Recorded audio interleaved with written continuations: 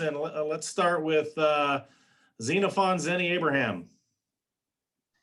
Yeah, thank you, Penei Sewell of Zenny 62 Media. Have you had a contact from, well, I was about to say Oakland Raiders out of force of habit, but the Las Vegas Raiders or the San Francisco 49ers? Thank you. Yeah, I've been in contact with a little bit both teams, more towards the 49ers. Yeah, the contact's been good. The conversations have been fun. Follow up, if I may. Your favorite offensive tackle in the NFL? Thank you. Ties in with the 49ers still, and Trent Williams. Trent Williams is my favorite player right now, and the way his athleticism and power goes hand in hand is very interesting, exciting to watch it. Fernando Ramirez, SI. Hey, Penei. Have you spoken to the Chargers at all? That's my first question. Second one is, the last time you suited up and played in a game, Justin Herbert was your quarterback. What would it mean for you for him to be your quarterback again if drafted by the Chargers? I've been talking to the Chargers. Conversations have been made. And to block for Herb again, man, I think it's another dream and another, I guess, a vision that would be fun. Just like you said, block for Herbert throughout this whole time I've been here at Oregon. And to have that chance again to share the same field as him would be a dream come true. Nick Hamilton. Hey, Penei, speaking of Justin Herbert, have you had any conversations with him as far as just transitioning from college into the NFL and that NFL lifestyle and landscape? Yeah, definitely leading into signing ages and so on and so forth. As y'all know, me and Justin are under the same agency. And I hit him up talking about what tips on what I need and like help me go out through this process and what to think. And and also just a friendly conversation to see how he's doing, to see how he's holding up. And a little chatter here and there about whether we'll play together or not. Quick follow-up, how much would you like it to play if you had the opportunity to play in SoFi Stadium? Sure, to play with Herb, I mean, would be, again, dream come true. That's my brother. The relationship that we created here when I became an Oregon Duck is second to none. And again, that's a relationship that I'll carry out throughout my whole life and to the grave. So to be able to share the field with Justin Herbert will mean a lot. D. Orlando Ledbetter. Yes, Penei, have you talked with the Falcons, and would it be an honor to go at 4? I've talked with the Falcons, and it'd be an honor to go wherever. But definitely, if I went that early, it would eliminate a lot of stress and a lot of uncertainty in my mind. But wherever I go, it'd be fun. But yeah. And just a follow-up, could you describe for the folks in Atlanta what your game is like and how you like to play along the offensive line? I like to play real physical. I like to use my body type to my advantage and to really get up in under people's chin and to really showcase my mentality also to go along with my physicality, that I'm coming off the ball every play with violent intentions and that nothing less is coming from there. Thank you. Tyson Alger. Hey, Penei, just what did it mean to be able to kind of do pro day with Gabe there, and just kind of how did that come about with Cristobal inviting him to participate? Oh yeah, to be able to share that moment with him was again another one in my memory books and something that I'll cherish when I'm old and look back onto things. But yeah, I mean, Cristobal knew, and Cristobal is like family to me. He's like another dad in my eyes. So the conversation has been made, whether it's between me and him or my father, my real father, and Cristobal. And when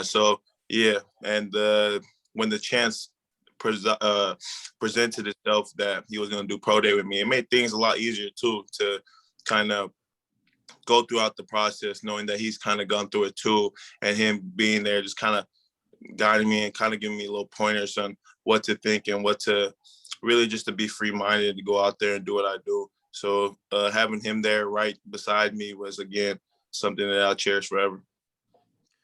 Chris Kwasinski. Hey, Penei. with the newspaper in St. George, Utah. I just wanted to ask, how have you changed since you were starting at Desert Hills? I mean, both as a player and as a person. Ultimately, if I would choose one word, it's my mentality. Going from high school to college and from Utah to Oregon, I've just kind of flipped the switch to a whole different mentality of locking in, of really taking that next step to be a better player and also be a better person off the field. So just kind of, again, being mature about it too. Again, as young as I am, I feel like I've grown to really, I guess, grow up a little quickly than the people in my age. But yeah, just ultimately my mentality has switched over to become a man. James Crapia. Penei, at Pro Day, just what was it like when the Bengals GM and coach are both there? I think one of them is even running one of the drills when there's so many projections that have you going there, and there, I mean, obviously you hear the chatter, man. So just when there's millions of dollars on the line and your potential future employer is there looking at you, just what was that like? It did at first create a little, like I was a little nervous coming in, but again, having Gabe there was made things a little easier. He was just being that support for myself too, and also just at the end of the day, football is football to me. And so just going out there clear-minded, not really getting those logos and those people's, I guess the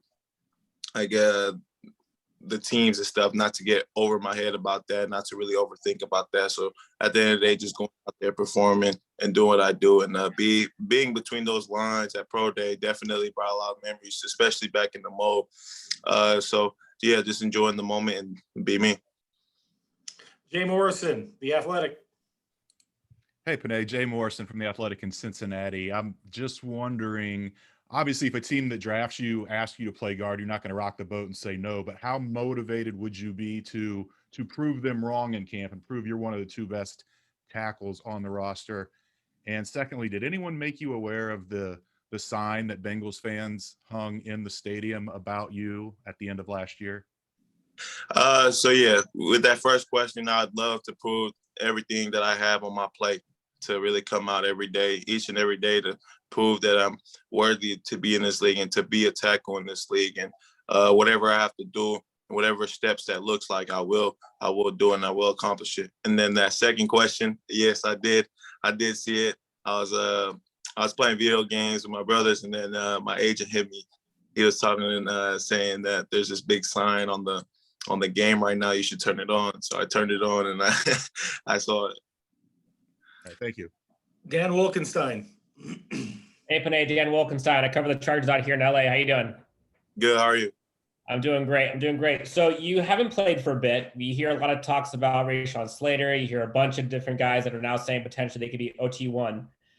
It seemed like for a bit, some people were kind of sleeping on what you brought and kind of your, overall talent. What do you have to say to people that say that you are no longer offensive tackle one? What do you have to prove? At the end of the day, that's their own opinion. But for me, man, again, just put on the tape.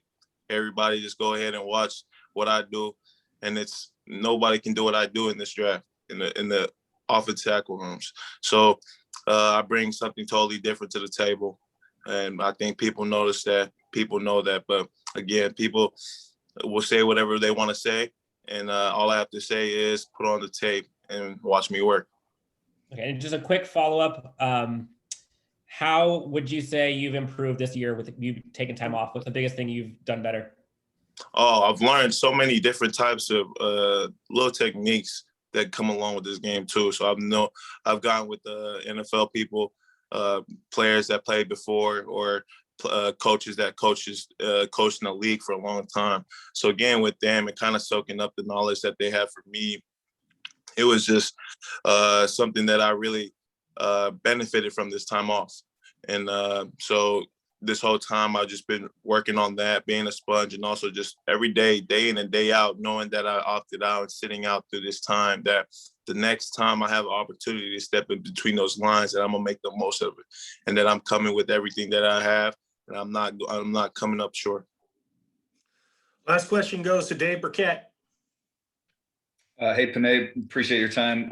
Two things. Who were some of those people that you were working out with, I guess, both you're talking to the NFL guys and the guys that you were working out with? So Sam Baker was the main guy out there. He used to play for Atlanta Falcons for a long time, and then Paul Alexander too. He came to California here and there, and kind of helped me out. And then you were talking about playing with violent intentions. I think that a lot of people love to hear that. Seems like a Dan Campbell kind of guy, kind of thing to say to the Lions coach. I don't know what your conversations have been like with him, but maybe you can just enlighten me a little bit on what that relationship has been like. A little bit, not too much. Talk here and there, but yeah, going back to those violent intentions. The first time I ever heard that phrase was Coach Mirabal in the O-line room. So once he introduced that phrase, it kind of stuck with me. Like it never left, and that kind of carried out throughout my whole 2019 season once I heard that. And I think that's what I mean by going back to mentality, how I switched it, and coming off in between those lines, I turn that on, and I turn on that violent intentions every time, whether it's pass, pro, run, block, or even just everybody around me, or just like the environment itself, just coming along and knowing that my presence is there, and that if you line up across me, I want to let you know that it's going to be a long day. Thanks, Penei. Appreciate your time. Appreciate it.